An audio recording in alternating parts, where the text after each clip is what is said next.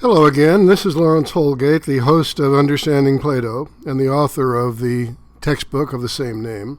Today's episode, episode 11, is going to be about the Republic. I'm going to read to you from chapter 6 of my book and probably divide it into two parts. We'll see how it goes. But let's call this part 1 of chapter 1 or book 1 of the Republic.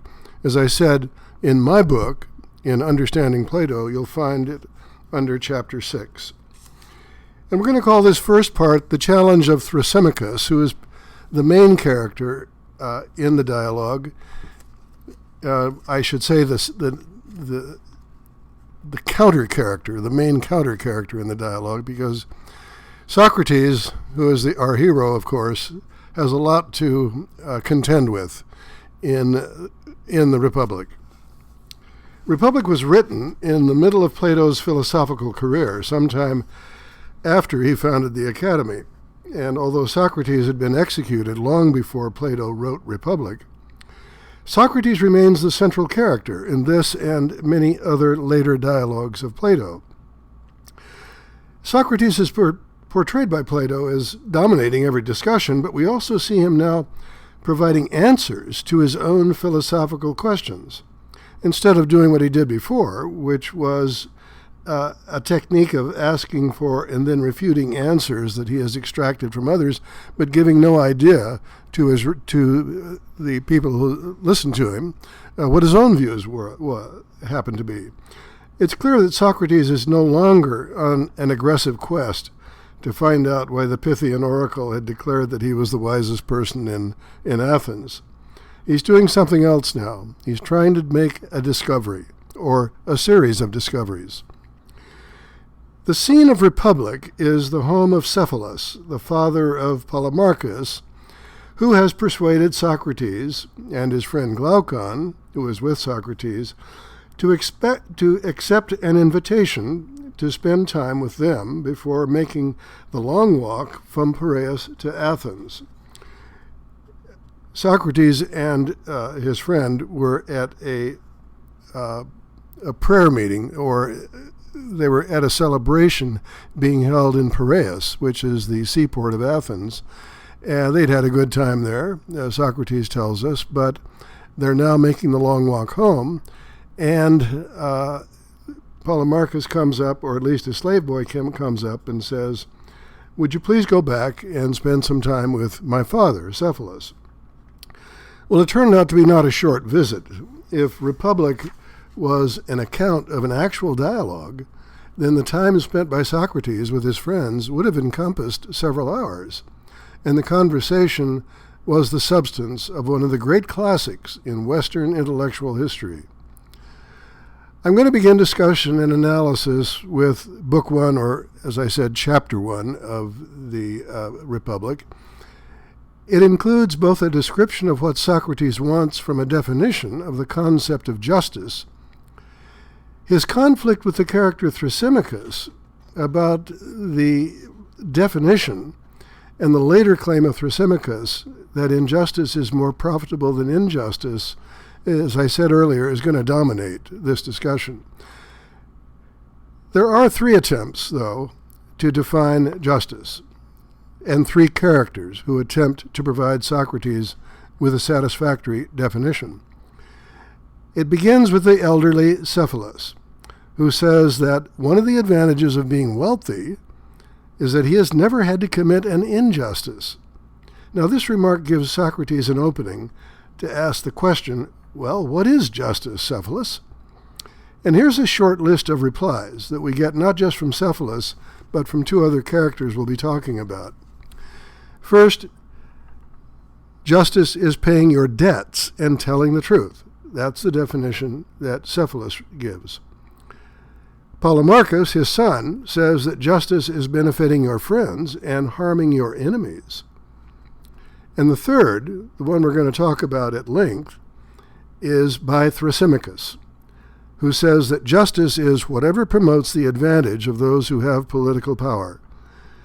Socrates soundly rejects each of these definitions, as we're going to see in the following discussions. We're going to begin with Cephalus and Polemarchus. Socrates argues against the definition of Cephalus, Cephalus being the one who says that justice is paying your debts and telling the truth, by simply saying what he's already said in earlier dialogues, that justice cannot be defined by giving examples. In this case, the examples of paying your debts and telling truth. There are circumstances in which it would not be just to do these things. For example, most of us would agree with the following example that Socrates gives. He says that if a man borrows weapons from a sane friend, and if he goes mad, that friend, and asks for the weapons back, the friend should not return them, and it would not be just if he did. Nor should anyone be willing to tell the whole truth to someone in such a state. That's an end of the quote, and if you're looking at the Republic itself, it's at paragraph 331c. We can compare the definition of Cephalus to the reply of Socrates to Euthyphro's attempt to define piety by giving examples of pious actions, and the attempt of Meno, later on, to define virtue by enumerating groups of people who are virtuous in different ways. In each of those cases, Socrates says, we have failed to define the form of justice. He uses the word form. We failed to define the form of piety or the form of virtue. And that is the feature that each of these moral qualities possess that allows us to use the same concept and apply it to each of the examples enumerated. Now, the implication of this is that a proper definition of justice, or piety, or virtue, would not be susceptible to the counterexamples used by Socrates to defeat the proposed definition. A proper definition would explain why telling the truth, why keeping a promise to an insane person would not be the just or the right thing to do under the circumstances. And by the way, the word just is a very broad term for the ancient Greeks. It means what we would call right conduct. Although Plato makes it clear to his audience that Cephalus is not interested in an extended discussion with Socrates, it's possible to imagine how Cephalus might have replied. Let's just imagine this. He might say, Socrates, I was only trying to answer your question about how wealth helps a person like me to avoid doing bad things like telling lies, breaking a promise, or robbing temples. I didn't mean to suggest that these acts are always wrong. I simply meant that a good person would not do these things, except in the extraordinary circumstances that you have just imagined. And if that good person is also wealthy, he would not find himself in situations where poverty would tempt him to rob a temple. Cephalus is not offering a definition of justice. He's giving a straightforward answer to a question about what behavior we would ordinarily expect of a good person. Polemarchus doesn't commit the same error that Socrates attributes to his father Cephalus. Moving on now, the definition he offers in his attempt to find is an attempt to find the common feature of all things that are just. Remember that Polemarchus says that justice is benefiting your friends and harming your enemies. Socrates argues that justice cannot involve harming your enemies because it cannot ever be just to harm another person. It would never be right to harm another person. Here's a breakdown of the argument for this. Socrates begins with a premise in which he tries to get Polemarchus to agree. He says, look, harming humans or animals just makes them worse. Do you agree with that? And Polemarchus says, okay, I agree with that. And do you agree that a human or an animal is made worse with respect to the virtue that makes humans and animals good? By the word virtue, he means the excellence, whatever it is, that is that makes humans and animals good. What kind of excellence must they possess? Humans are made worse when they suffer the loss of a virtue or loss of an excellence. Now, an important human virtue is justice. Isn't that true, Polemarchus? Polemarchus agrees. Therefore, humans are made worse when they are made unjust. Therefore, justice involves making someone unjust. Polemarchus just stands there blinking his eyes and wondering where this is going.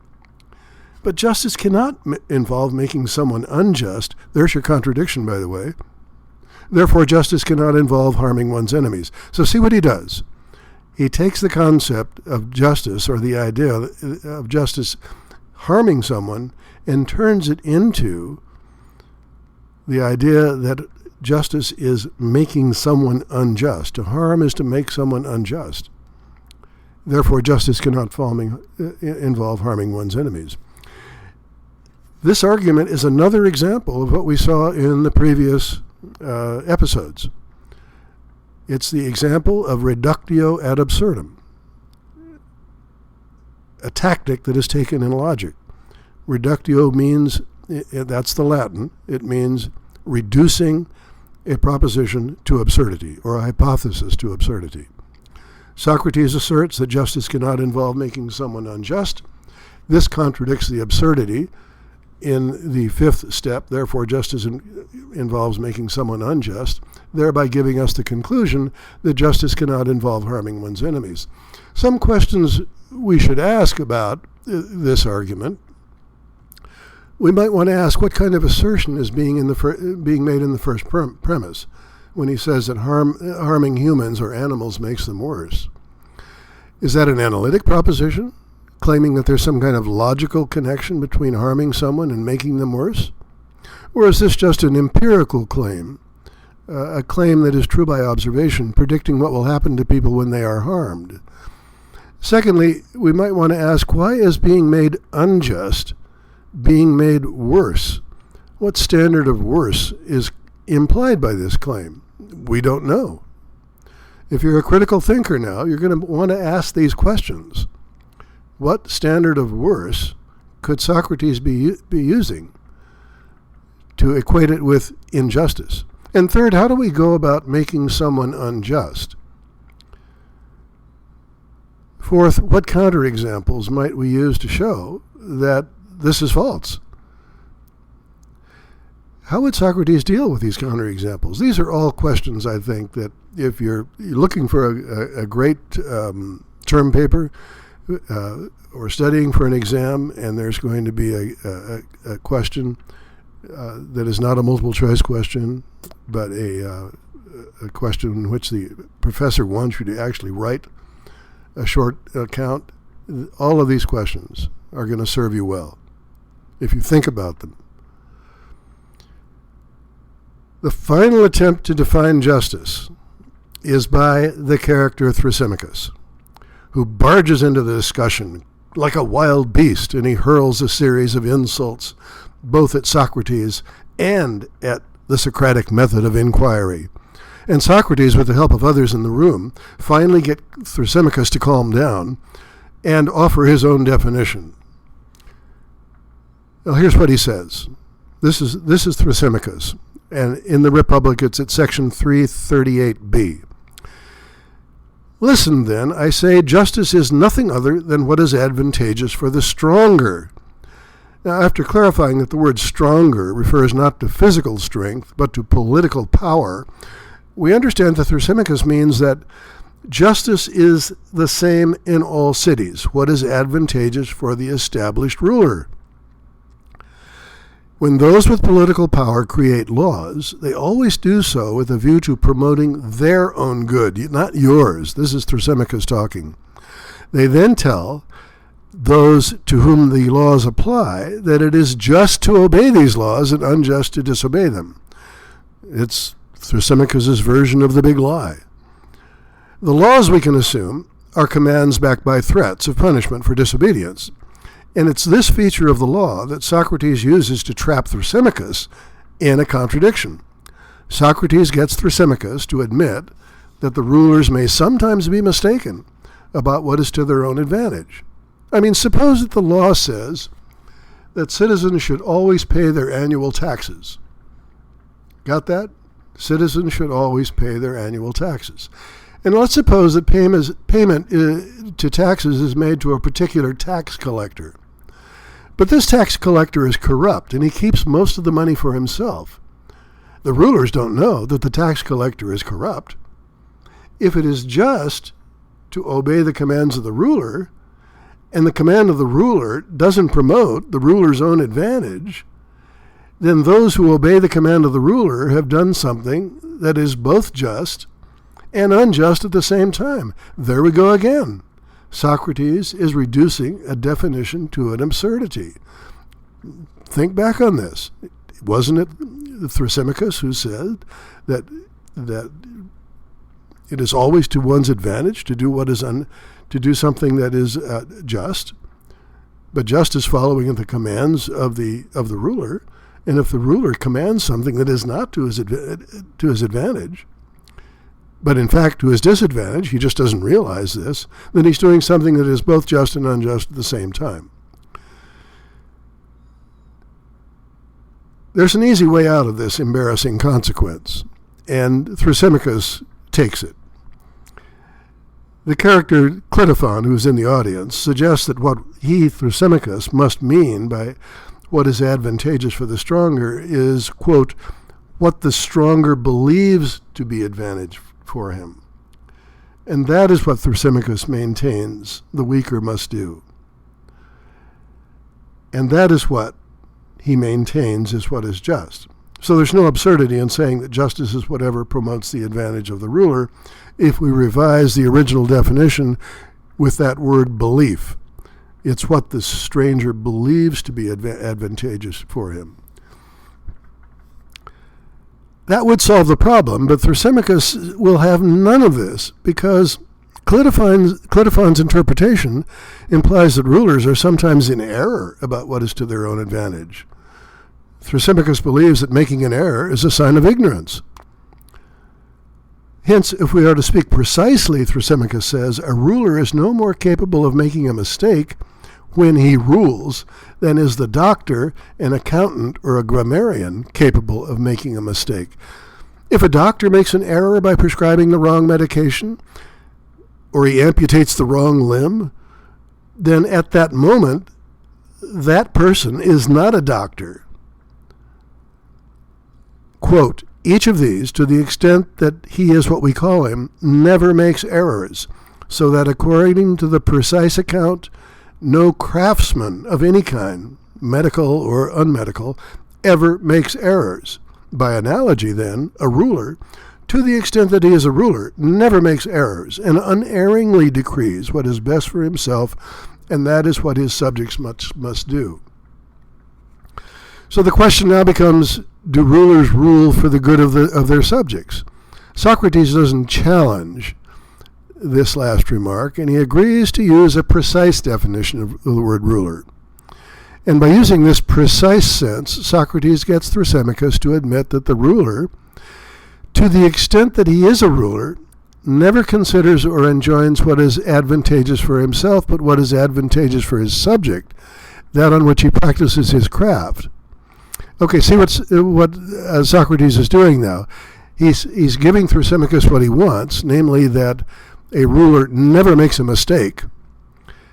And he's adding to this, well, wouldn't you also agree that a ruler doesn't rule for his own advantage, but for the advantage of his subjects, or those on which he practices his craft? And in order to prove this, Socrates mentions several examples of crafts: medicine, horse breeding, sailing a ship, each of which is shown to be practiced not for the advantage of the doctor, the horse breeder, or the ship's captain, but for the advantage of the patient, the horse, or the ship's passengers. Each of these practitioners, of course, make money at what they do, but in the precise sense of each of these crafts, the money-making is incidental. It's not part of the definition of the craft itself. We wouldn't define the word doctor as partly a necessary condition of being a doctor is that you make a lot of money, or that you make any money at all.